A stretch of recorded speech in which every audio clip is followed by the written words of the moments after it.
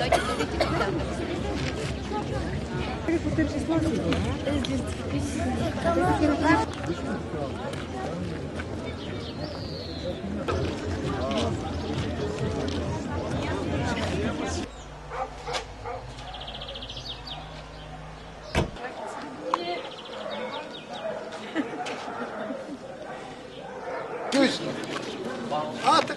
нещо да лета.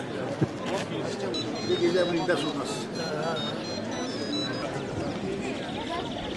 Уважаеми гости, Йосима, 1973 година. Мемориал, защото тези ръхметли няма гробове на Корнишката земя. Уважаеми господин районен войски, уважаеми дами и господа, уважаеми ученици, от името на Общинския съвет на Движение за права и свободи искам да поднеса нашето признание като политическа сила, която в момента действа към жителите на село Корница, които през оня трагичен момент през 1973 година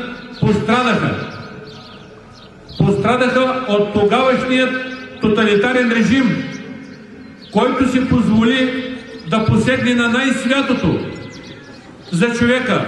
Това е неговото име. Това е неговото право на вероизповедание.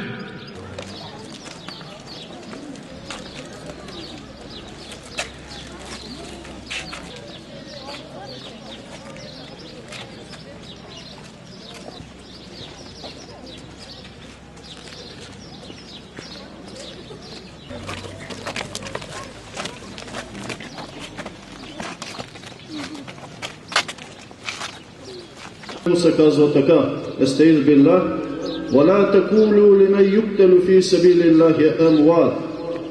И наказвайте за тези, които са убити заради Аллах, ще са мъртви. Те са живи, но вие това не може да го почувствате. Раджим, бисмиллахир рахманир рахим, алхамдулиллахи ва асхабихи аджмаин. اللهم ربنا تقبل منا إلى الحق وإلى طريق المستقيم. اللهم ربنا ولا تحملنا ما لا طاقة لنا به. الحساب. سبحان ربك رب العزة عما يصفون